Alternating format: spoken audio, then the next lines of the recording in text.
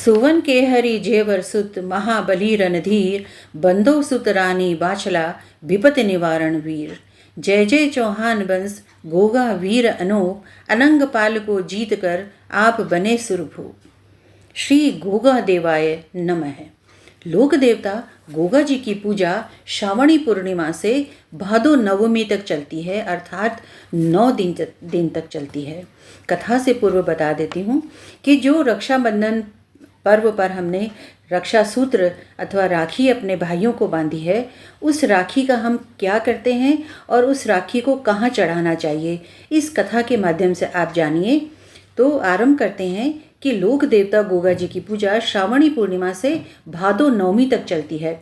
मध्य प्रदेश, हिमाचल, पंजाब, हरियाणा, राजस्थान में धूमधाम से यह पर्व मनाया जाता है। गोगा जी का जन्म नाथ संप्रदाय के योगी गोरक्षनाथ के आशीर्वाद से हुआ था। गोरक्षनाथ ने अभिमंत्रित गुग्गल इनकी माता बाछल को प्रसाद रूप में दिया था।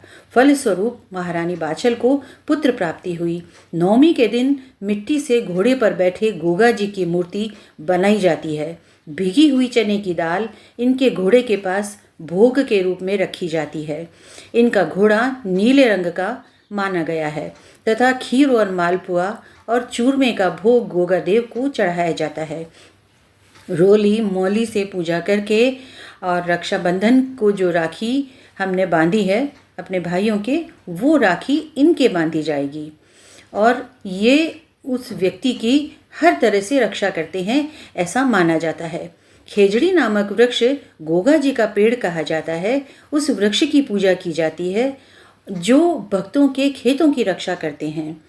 गोगा जी महाराज के इतिहास पर बात करें तो महमूद गजनवी के साथ युद्ध में गोगा जी वीरतापूर्वक सतलज के मार्ग की रक्षा कर रहे थे।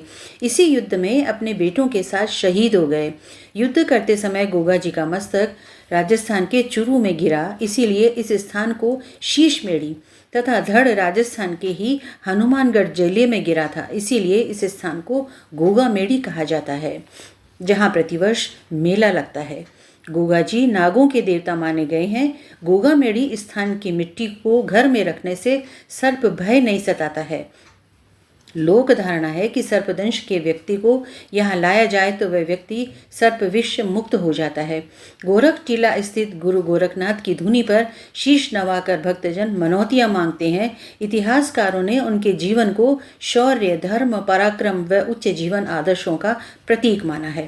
गोगा जी का अपने मौसेरे भाई अर्जन और सर्जन चौहान के बीच में शासकीय अनबन चल रही थी। वे दोनों भाई इनके विरुद्ध मुगल सेना ले आए थे।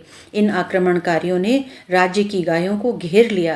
प्रतिरोध में गोगा जी ने युद्ध किया। रणक्षेत्र में इनके रणकौशल को देखकर महमूद गजनवी ने यह कहा कि ये तो साक्षात जाहर पीर हैं। अपने पुत्रों के साथ देश व गौ रक्षा करते हुए वीर गति को प्राप्त हुए थे गोगा जी महाराज। गोगा जी ने 11 बार मुगल आक्रमणकारियों के साथ में युद्ध किया था। एक पौराणिक प्रसंग के माध्यम से भी हम बात करते हैं और जानकारी जो मैं आप तक पहुंचाना चाहती हूँ, सुनिएगा। राजा परीक्षित का पुत्र जन्मेजय, राजा परीक्षित को हम सभी जानते हैं, तो राजा परीक्षित का पुत्र जन्मेजय जब गद्दी पर बैठा तो उनको ज्ञात हुआ कि तक्षक नाग ने पिता परीक्षित को डसा था। तब उन्होंने सर्प दमन यज्ञ का आयोजन किया, जिसमें धरती के समस्त नाग स्वतः उड़ उड़ करके यज्ञ अग्नि में आकर के भस्म होने लगे। माता मनसा देवी के पुत्र मुनि आस्तिक के द्वारा समस्त नागों की रक्षा हुई। कहते हैं जब राजा जन्मेजय की मृत्यु हुई तब नागों ने उनकी आत्मा को पाताल लोक में कैद कर लिया। कलयुग में माता बाछल ने गुरु गोरखनाथ की सेवा की, तब प्रसन्न होकर के गुरु गोरखनाथ ने उनको तेजस्वी पुत्र का वरदान देने के लिए पाताल लोक की ओर गए और जन्मेजय की आत्मा को गुग्गल में छुपा करके ले जाने लगे। तक्षक नाग ने धरती तक गुरु गोरखनाथ का पीछा किया उस गुग्गल को प्राप्त करने के लिए और उनके हाथ से गुग्गल छीन करके निगल गया। सौभाग्यवश एक सफाई करने वाले युवक ने जब ये देखा कि साधु के हाथ से कुछ वस्तु नाग ने निगल ली है, तो झाड़ू के डंडे से नाग पर प्रहार किया और जब प्रहार किया तो गुग्गल तक्षक नाग के मुख से नीचे गिर पड़ी। गोरखनाथ ने गुग्गल उठाई और उस युवक को वरदान दिया कि इस गुग्गल से एक सिद्ध पुरुष का जन्म होगा, जिसके गुण भजनों के माध्यम से तुम लोग गाया करोगे। यह बोलकर के गोरखनाथ जी अंतर्ध्यान हो गए। उस झाड़ू लगाने वाले के वंश को आज समैया कहा जाता है।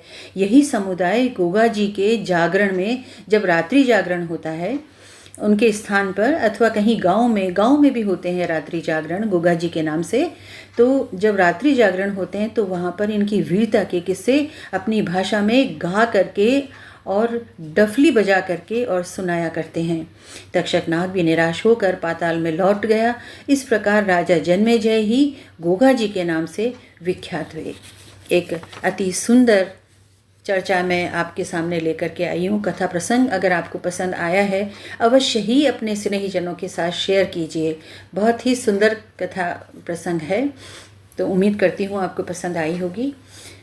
अनेक अनेक मंगल कामनाओं के साथ, गोगा नवमी की विशेष मंगल कामनाओं के साथ आप सभी को जय श्री कृष्ण।